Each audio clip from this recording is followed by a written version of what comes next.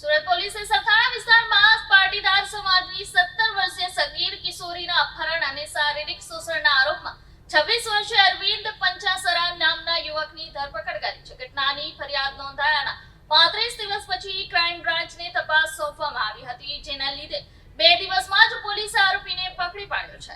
મળતી માહિતી મુજબ સરથાણા પોલીસે પહેલા આ કેસમાં ધીમી ગતિથી તપાસ કરી હતી, જેથી પીડિત પરિવાર અને પાટીદાર સમાજના સભ્યોમાં રોષ ફાટી નીકળ્યો હતો. સમાજના અગ્રણીઓએ પોલીસ સ્ટેશનનો ઘેરાવો કરીને ત્વરિત કાર્યવાહીની માંગ કરી હતી. આ પછી સુરતના પોલીસ કમિશનરે આ સંવેદનશીલ કેસની તપાસ સીધી સુરત ક્રાઇમ બ્રાન્ચને સોંપી હતી. તપાસમાં જાણવા મળ્યું છે કે આરોપી અરવિંદ પંચાસરાએ સગીર કિશોરીને પ્રેમજાળમાં ફસાવી તેનું અપહરણ કર્યું હતું. આરોપી એક બોલેરો પિકઅપ વાહનમાં કિશોરીને લઈને સુરતથી ફરાર થઈ ગયો હતો.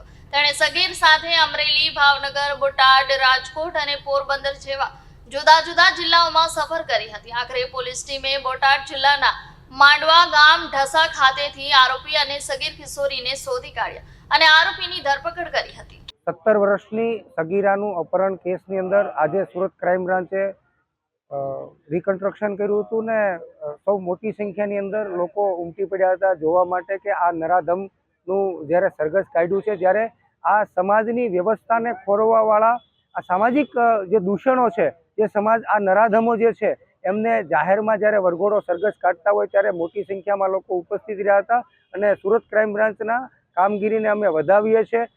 પરંતુ જ્યારે આ પ્રકારની ઘટનાઓ સામે આવતી હોય છે, 16-17 વર્ષની દીકરીઓને જ્યારે આવા નરાધમો જ્યારે ફસાવી પોસલાવીને લઈ જતા હોય છે, ત્યારે સમાજના આ લુખ્ખાઓને, આ સમાજની અંદર રહેલા જે અસામાજિક તત્વો છે, જેનો કોઈ સમાજ નથી હોતો, એવા લુખ્ખાઓનું જ્યારે સરઘસ કાઢવામાં આવે, જે લુખ્ખાઓ ફસાવી ફોસલાવીને લઈ જતા હોય છે, એ લુખ્ખાઓને જ્યારે કોઈ પનાહ આપતું હોય છે, જ્યારે કોઈ એની મદદ કરતું છે, આર્થિક મદદ કરતું છે અને કોઈ વાહનની મદદ કરતું છે, આવા લુખ્ખાઓને જે મદદગારી કરી હોય છે એવા માણસોને પણ આમાં આરોપી બનાવી અને એમને પણ આરોપીમાં નામ લખવામાં આવે, એફઆઈઆર ની અંદર નામ લખવામાં આવે, એવી અમારી માંગણી છે.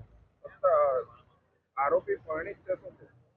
જે ચોક્કસ આરોપી પરણિત છે. એને અગાઉ ઇતિહાસમાં પણ આવી રીતે છોકરીઓને ફસાવી ફોસલાવીને ભાગીને લઈ જવાનું કૃત્ય કર્યું છે. ત્યારે હું ચોક્કસ એમનો ઇતિહાસ તપાસવાનું સુરત પોલીસને કહીશ કે આ રીતે આવા નરાધમોનો ઇતિહાસ તપાસી અને એને કડકમાં કડક સજા થાય. આ નરાધમો કોર્ટના માધ્યમથી પણ ન છૂટે એવી મારી વિનંતી છે.